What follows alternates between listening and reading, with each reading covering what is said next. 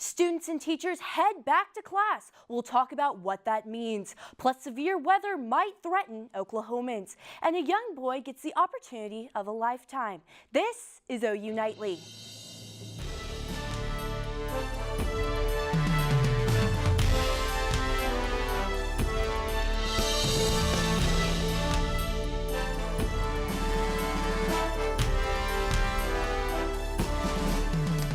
From a packed Capitol rotunda to packed school hallways, a historic time in Oklahoma education politics comes to a close.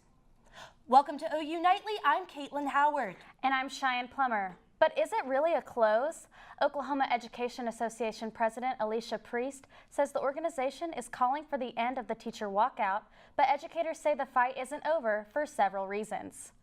OU Nightly's Lauren Linville was at the Capitol this morning to hear from those who disagreed with OEA's decision.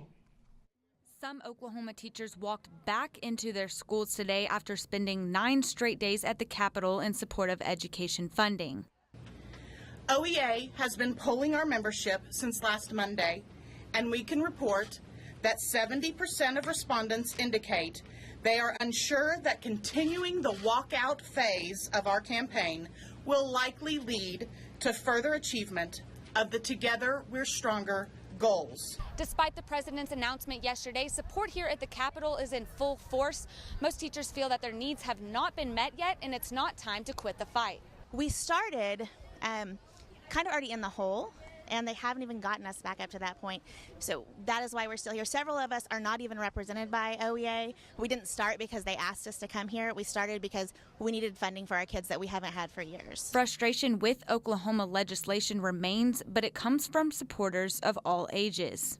That's something these legislators better remember. They just turned an entire generation of kids into advocates for their own public education. And if they don't think that they're going to vote them out when they hit 18, just wait a couple of years and see. Cheering, creative signs, and people from all across Oklahoma filled the entrance of the Capitol. You know, we know, especially in our Westwood community, how much parents care about us. But to see it statewide it just fills your heart, and it's like the biggest teacher appreciation situation you could ever imagine. Those who were at the Capitol today are still unsure of what's next, but they are sure the OEA announcement did not stop them from going back. Lauren Linville, OU Nightly. One thing we do know for sure, state legislature elections are coming up, and this election season is set to break records. We'll have more on that for you later in the show, but for now, OU Nightly's Briggs is here with some developing weather news. Brian? Yeah, that's right, girls. You know, we've had a lot going on across the state of Oklahoma today. Weather-wise, one of those main stories is that fire threat. We're seeing historic fire conditions across the state. Just those ingredients outside are something that we have not seen across Oklahoma. I actually did sit down with the National Weather Service and Norman Fire Department to ask them why, just why today, the fire danger was so bad. Typically, April means the threat of severe weather for Oklahoma. However, for severe drought years like this one, the threat of wildfires is dominating the Sooner State. The combination of relative humidity, the really dry air that we're seeing today, and the really strong winds is something that we haven't seen in our database, in the 10-year database that we have. This prompted the National Weather Service to issue a rare historic fire threat, emphasizing the unprecedented risk of fire spread. Fires broke out yesterday across northwest Oklahoma, growing at unimaginable speeds. The smoke plumes from the fires were so large that they resembled heavy rain showers on radar. I've been here for almost 17 years and never heard a fire danger being labeled historic. Fire Captain Jason Bradford of the Norman Fire Department wants to inform residents that fires can start from multiple ways of ignition, whether that's from cars, sparks from dragging chains, or power equipment. But just be aware of that can set off the smallest little spark today with the conditions, like I said, being historically dry and windy and everything else. It doesn't take much to get one going. So just be aware. Yeah, so we got a lot going on. You know, unfortunately, we're hearing that there was one fire-related fatality, according to authorities. We're going to keep track of the information and the current weather conditions across the state. We have that fire and that severe weather threat across the area, possibly another freeze heading into this weekend. And thank gosh, we are heading into a more calm and comfortable pattern heading into next week. But I'll have more coming up in main weather. Back to you guys at the desk. Thanks, Brian. The teachers' walkout has driven teachers from the classroom to the Capitol, and not just protest. OU Nightly's Mandy Lee is tracking that story. Teachers and Oklahomans continue to make history as the OEA calls for an end to the teachers' walkout. 458 Oklahomans filed for state candidacy on Wednesday, which was the first day to file. This figure was the highest single-day total since 2000. Many candidates are teachers here in the state of Oklahoma, hoping to continue to make a difference for the future of education. Public education is my top priority because I think it's the biggest crisis we're facing as a state.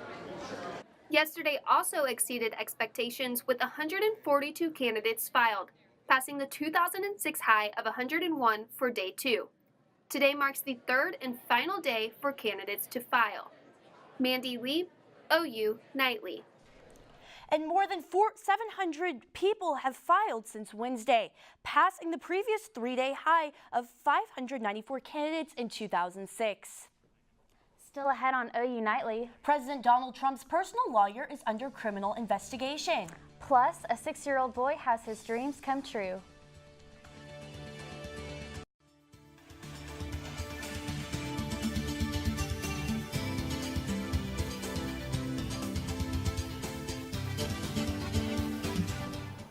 President Donald Trump's personal lawyer, Michael Cohen, is under criminal investigation for paying porn star Stormy Daniels $130,000. Evidence for the case was seized from Cohen in raids from many places, including his home and office on Monday. His attorneys have filed a temporary restraining order against evidence for the case. Cohen did not appear in court today after his attorneys called the searches completely inappropriate and unnecessary. The Justice Department expects various lawyers to review the case evidence before it is handed over to the prosecutorial team. And the Wall Street Journal reports that Cohen also facilitated a payment of $1.6 million to former Playboy model last year.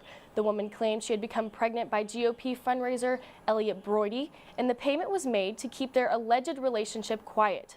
Broidy said in a statement that he had a consensual relationship with a Playboy playmate and offered her financial help after she decided not to continue with her pregnancy.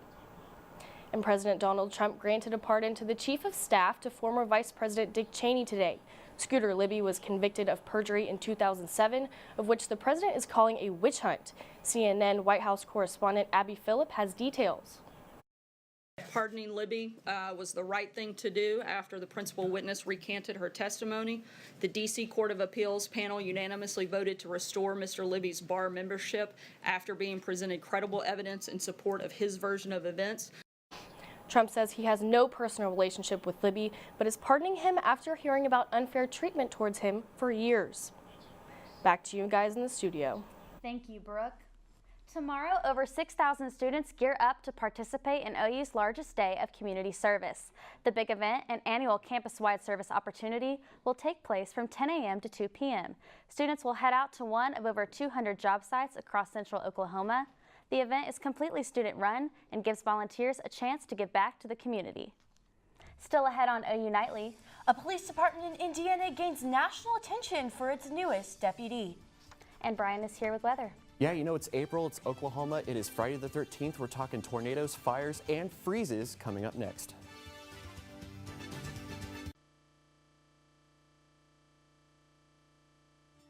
Welcome back to OU Nightly. We've got a lot to talk about today. We're going to jump right into it right now. This is a live view from News 9's Marty Logan. He is on the wildfire that is currently in northwestern Oklahoma. Look at all that smoke. That is very, very scary. That visibility is reduced too. So if you have family, friends, anybody in this area, hopefully they are aware that this fire is in this area. The conditions today, again, are historic for fires. They are going to be spreading very, very rapidly across the state, and they have already turned deadly in this case, as we heard earlier today. And this is not the only threat that we have. We have that dry line that is across the state. It is east of Norman. It has severe thunderstorms along it. We have quite a bit of severe thunderstorm warnings at this time. Thankfully, no tornado warnings. But we're going to continue to watch this as these storms move through the area. We're expecting them to be out of the state over the next few hours. Then that fire threat, mainly for western Oklahoma, is going to take shape, and it already is taking shape across the area. It's going to get worse, especially as that cold front comes through. It's going to really pick those winds up, and it's just going to dry us out even further. So we're talking about, there's that tornado watch again, mainly for eastern counties in Oklahoma. There's that red flag warning across the area again. So everywhere in the pink has that chance for very high fire danger. And then to top it all off, we also have a freeze watch heading into Saturday into Sunday, so we're going to be watching that as well. So here's that dry line pushing into Arkansas at after 10 p.m. tonight. That cold air spills into Oklahoma. That fire threat continues into tomorrow, and then we transition to that freeze threat. So, you know, it is mid-April now. We are starting to see a lot of things sprouting. This is going to do some more damage to those trees and flowers and crops in the future. So take the necessary precautions again to protect your plants from those freezes. And then we finally calm down, at least into next week, as far as our weather goes. So tonight it's going to be chilly behind that cold front, 38 degrees here in Norman, a little bit warmer out to the east as that dry line still is trying to make its way through the state. Tomorrow it's going to be cold. We're going to see 51 degrees here in Norman, 20 degrees lower than what we would normally see for this time of year. And it's going to be windy too, with those winds out of the northwest at 10 to 20 miles per hour. So cool but sunny for the weekend. Warms up slowly into next week. Look at that, we're back into the 80s for Tuesday and 70s in the next week. Not looking at a lot of rain, so unfortunately those drought conditions are going to persist. But, you know, I think for folks in eastern Oklahoma, I think they're tired of the severe storms. Yeah, it sounds like some oddly fitting weather for Friday the 13th. Exactly, you know, but it is Oklahoma, you know, it's technically, you know, it's obviously capable of doing crazy weather like this. So. Yeah, for sure. Okay, well, thank you, Brian. An Indiana County Sheriff's Office just got its youngest deputy yet. 6-year-old Brantley Tabor is battling cancer, and becoming a police officer is his dream. Tabor has already had cancer twice and maxed out his lifetime doses of chemotherapy. Police officers from all over Indiana gathered at an elementary school to welcome their new recruit. He is absolutely precious, right? Yeah, it's the cutest little boy I've ever seen. I know. And thanks for tuning in.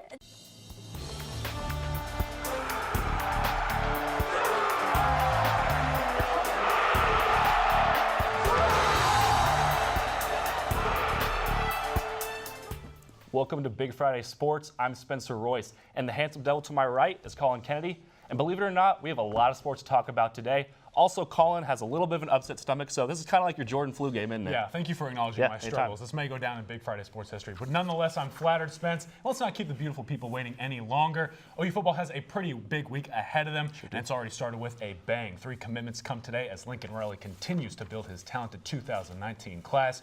4-star wideouts R.J. Henderson and Theo Weiss, plus 4-star safety Jamal Morris, all commit today. The trio joins a class that already features the top tight end in the country, Austin Stogner, and the top quarterback prospect in the country, Spencer Rattler. Not bad. No, on top of that, Sooner football is back. Wow, that sounded so good to say. Yeah, it did. Big Friday Sports' Matt Marks has more details on an action-packed weekend. Right behind me at Gaylord Family Memorial Stadium, the Oklahoma Sooners will be hosting their annual spring game. Now, all this past week, players have been gearing up to show how their off-season work will translate onto the field.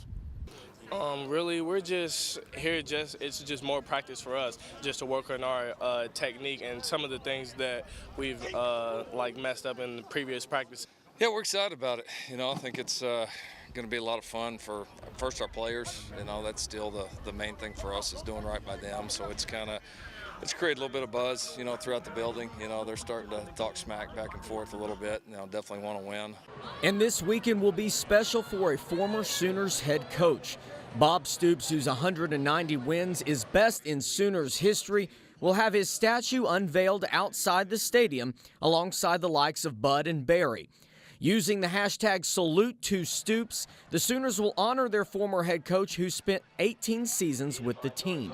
He's pretty humble about what he does and is fortunate and blessed to be around a lot of great people and players. And I think that's probably the thing he's probably most excited about is seeing, you know, the vast number of players that, you know, the quality of players that we've been able to, you know, put through here. This year will have a different feel as it will feature honorary coaches, Adrian Peterson versus Trent Williams, in what will be a fun showdown in the red and white game. Matt Marks, Big Friday Sports. Statue dedication will take place at 10 a.m. on the south lawn of the Switzer Center, with kickoff following at 1:15 p.m. And Collin, there's a lot of stuff going on, a lot of hype surrounding this event. It's an event now, not just a game. Yeah. What are some things flying under the radar that you've kind of looked at? Well, look, this team has to replace some players. Really, this is where they find out who's next. And I'm looking at the offensive line. They lose their center, Eric Wren, and left tackle, Orlando Brown Jr. They got to replace those guys, key guys on the offensive line. How do they do it? See, I'm kind of looking at the other side of things over on the defense. A lot of cornerbacks right now, a lot of depth. That's something that we're not used to saying. A lot of players played well at the end of the year, both Trey Norwood and Trey Brown. So got to kind of look at those kind of things. Parnell Motley in there too. Definitely. Should be fun to watch. Meanwhile, tonight at 6:30, the Red River Showdown takes the Diamond. OU and Texas gear up for a 3-game series featuring 2 of the top 3 teams in the Big 12. The Sooners have taken the conference by storm, to say the least, winning 11 of 13 to start conference play. The squad has a team batting average of .305 and an overall ERA of .244. So basically, well, if you're planning on heading out to the spring game here on campus tomorrow, it's going to feel a lot more like fall with those temperatures. We're seeing low 50s across the area and those northwest winds 20 to 30, making it feel a lot colder than that. Thankfully, we're not expected to see any precipitation, but you may want to dress accordingly. It's going to be on the chillier side. But for now, back to you guys at the desk. Thank you, Brian. Luckily, basketball is played indoors, so the chilly weather this weekend will not affect the Thunder's first playoff game. Good point. Facing off against rookie sensation Donovan Mitchell and the Utah Jazz, Russ at Oklahoma City head into the playoffs hoping to live up to their preseason expectations. Tip-off for Game 1 is Sunday at 5:30, and a slew of very exciting games surround it. Collin, you know, we kind of agree in the Western Conference on things. Warriors, Rockets, not really looking at the Thunder that much. What are you looking at in the Eastern Conference? Well, for the Eastern Conference, I really like the Sixers and the Cavs. I think LeBron is playing phenomenal basketball, especially for his age, and the Sixers are that young, exciting team, full of talent. I can't wait to see the playoffs. It's going to be a whole lot of fun. Just take your pick in the East. It could work out. You Yeah, never it's know. going to be a stacked conference for sure. While we wait for playoff basketball, playoff hockey is already in full swing. Last night's game between the Caps and Jackets is a perfect example of how playoff hockey is one of the most thrilling sporting events you'll find. The Jackets were down 2 goals and 3 forwards, but somehow pulled off a Game 1 win. Artemi the Breadman Panarin scored in overtime to end it in thrilling fashion. Spence, this isn't anything new. Hockey playoffs are about as fun as you're going to get, and I can't wait to see the rest of it play out. Yet constant excitement. I'm a Kings fan, so tonight I'm looking at that Kings and Knights matchup. Kind of just sounds like a big game of chess, Kings versus Knights. Hopefully Kings can tie it up 1-1, but we'll be looking for things like that. Yeah, you're not wrong, especially with the Vegas Golden Knights being potentially the best expansion team in the history, not only of hockey, but of sports. They are on a phenomenal run. Ever. Can't wait to see it. It's been a bittersweet afternoon for the Dallas Cowboys fans as they have released their 3-time Pro Bowl receiver, Dez Bryant. Dez Bryant has the most touchdown catches all time of any Dallas wideout, but his recent decline in productivity put America's team in a very tough spot. The Cowboys can now utilize this new cap space to add some depth to their receiving core as Bryant is on the search for a new team. Collin, we are Cowboys fans through and through. Dez holds a very special place in our heart. Yeah. What team do you maybe see him on, and what do you hope the Cowboys do with that money they got now, that big chunk? Well, first off, I think Dez needs to go somewhere with an established quarterback that isn't afraid to throw the deep ball. He has to be able to utilize it in his best way, and I believe that it's down the field. As far as the Cowboys, now they need to cut some cap space. They did just that. They now have some room not only for the now but for the future, and they definitely needed it to build players around Ezekiel Elliott and Dak Prescott. Let's see what they do. It should be a whole lot of fun to watch them. They just have to execute with what they have now. Yeah. Well, that's going to about do it for Big Friday Sports today. Thank you so much for watching the both of us. Yeah, make sure you join us next Monday and every following weekday for OU Nightly at 4:30. We leave you with a video of none other than legend Bob Stoops, who will have his statue dedicated here in a little bit. Thanks for watching.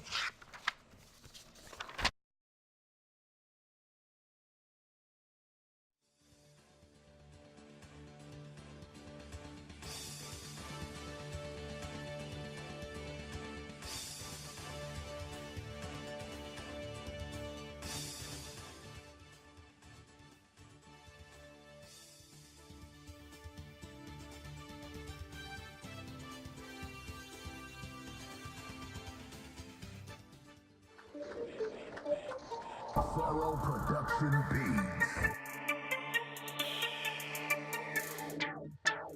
There is only one Boomer Sooner. Ranked number 3 in the country. These are the Oklahoma Sooners. With a big score, block punt, it's supposed to catch. Now that guy in here did, right? Nobody lost the goal. Everybody kept